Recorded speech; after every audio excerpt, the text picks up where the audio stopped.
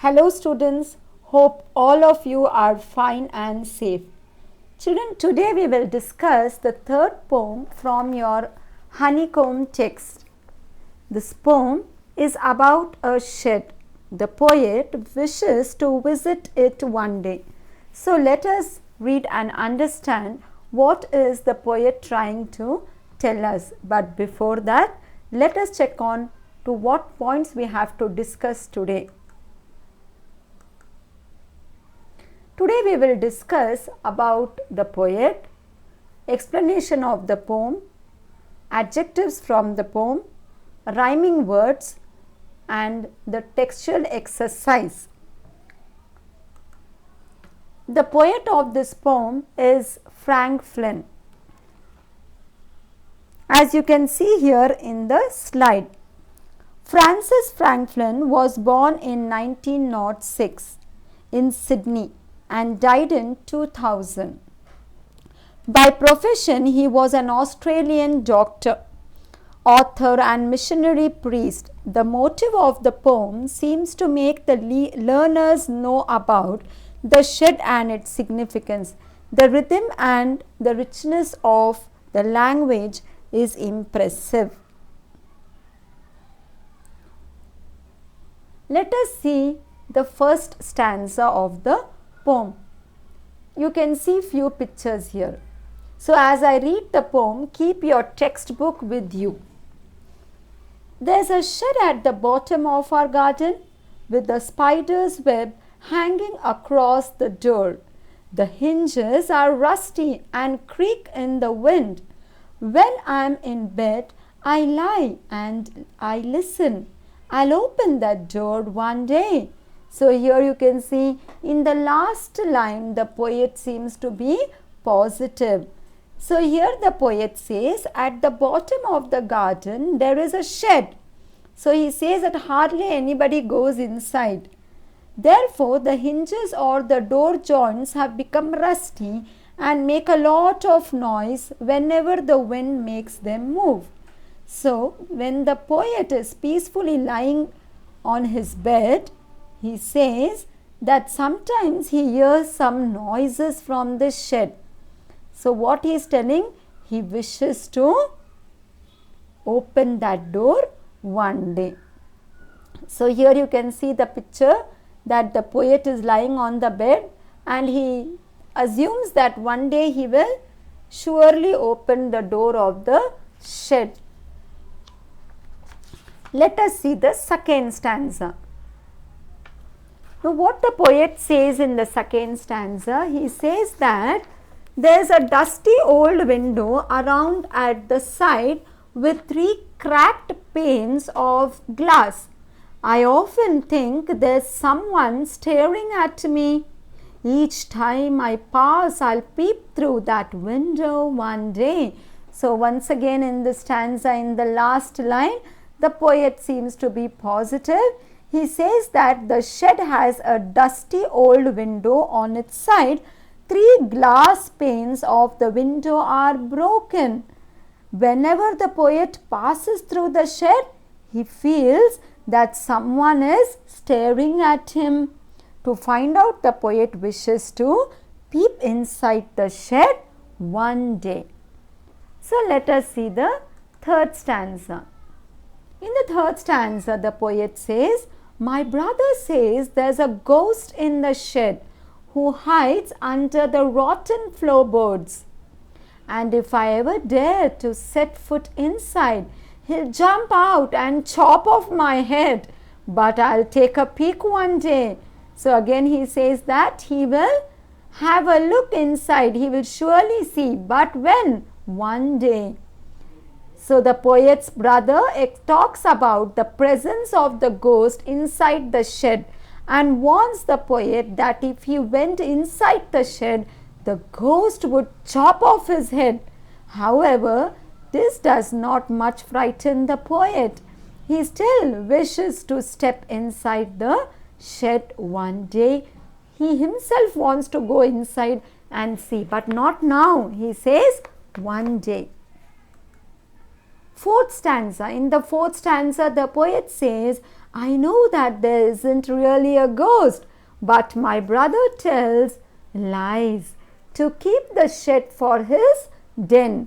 There isn't anyone staring or making strange noises, and the spider has been gone from his web since I don't know when. I'll go into the shed one day soon, but not just yet. So here the poet says that he says that he will get into this shed one day. But the poet is able to overcome his fears in this fourth stanza. He is able to understand that there is no ghost inside the shed. He understands that there is actually nobody inside the shed. And he says that there is nobody who is staring or making strange noises. He says that the spider's web is no longer there. And his brother has been telling him a lie because he wants to retain the shed for his own self. Therefore, very soon the poet would be able to set his foot inside this shed. But however, he says that this will not happen immediately. He says that it will happen. He will surely get into the shed. But when? Not just yet. One day. That is, someday he will get into the shed. So children, you know what are hinges, as you can see in the picture here. And then the rotten. I showed you the rotten floorboards. And here, now who is the speaker in the poem? The speaker of the poem is the poet itself. So I am sure you all have understood this poem. Now what is the central idea of the poem? The poem is talking about a fearless mind. In the first stanza we can see that the poet says that he talks about the shed and he describes about the shed, and he says that he is lying in his bed and waiting to get into this shed. He is listening the noises, all those things, but as gradually we read the other stanzas, we come to know that the poet wishes to peep inside the shed, and now in the last stanza we have come to know that he is not fearing for anything as his brother tells him, and he wants to get into this shed. So here what is the central idea of the poem? That we must not believe in all these baseless stories and talks of the supernatural matters. Children, when you listen to this poem, you may get these few words which I am showing you here in the slide. Spooky, scary, isolated, empty, rusty, creak. You may get many more words. Let us check on what is the next slide for us. In the next slide, we will be talking about adjectives. As I have explained to you in my previous class about the parts of speech, here I am giving you one example with all the parts of speech. I hope you have not forgotten. Look at this, children. The old tired man was sitting under a tree and patiently waiting for his son to arrive. See here, which is the verb, which is a noun, pronoun, preposition, verb, adjective. All this I have showed you in this example here.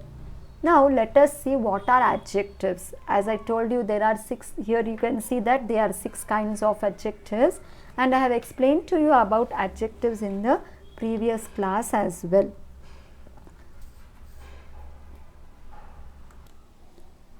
So adjectives describe nouns. So something which describes is adjective. We have discussed about adjectives in our previous class. Children, here you can see adjectives of quality, adjective of quantity, adjective of number, interrogative adjective. What is interrogative adjective? It is asking question. And demonstrative adjectives. Here I have given examples of that, and I have given you examples of what are descriptive adjectives, quantitative adjectives, and adjectives having exclamatory mark are called as exclamatory adjectives. An adjective is a word that describes a noun or pronoun such as a person. Here I have given you lot of examples about adjectives. You can see here the possessive adjectives with an example. I am looking after her dog. So dog is a noun.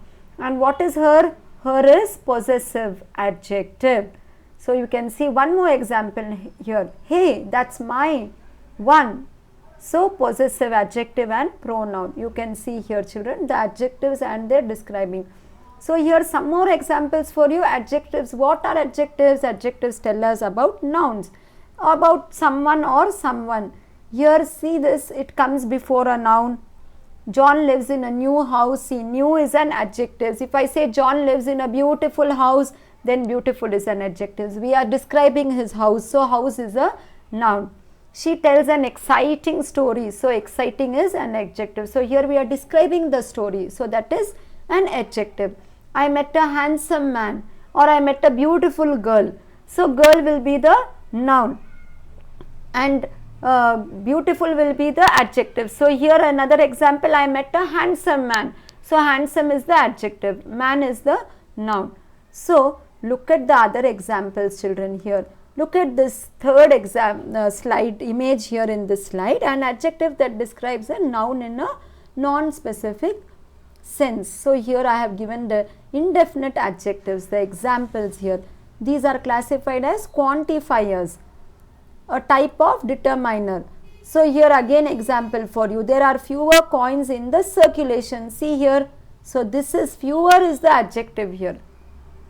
Here I have showed you another example. My two pink sweaters are over there. Now can you see here?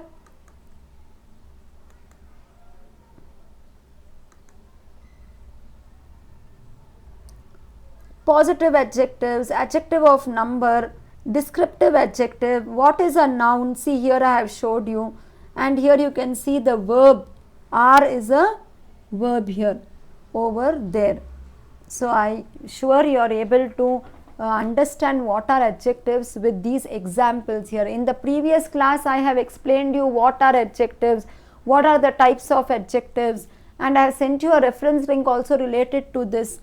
Now here I am showing you with examples what are adjectives. So what you are supposed to do is, you need to write a short paragraph describing the shed, or you can describe up in this shed in your own words. You can think of a shed which is there maybe near your house or near your friend's house or something, or you might have seen. What is a shed, children? It is a small room kept away from the main house for storing or keeping things, animals, tools, vehicle, etc. So if you know any shed, in 5 or 6 sentences using some nice adjectives, you can make a paragraph. You can write a paragraph after finishing the notes of this lesson. Okay, I have sent this question in your notes as well. So now any doubts we will discuss in the online session. Thank you for listening, children.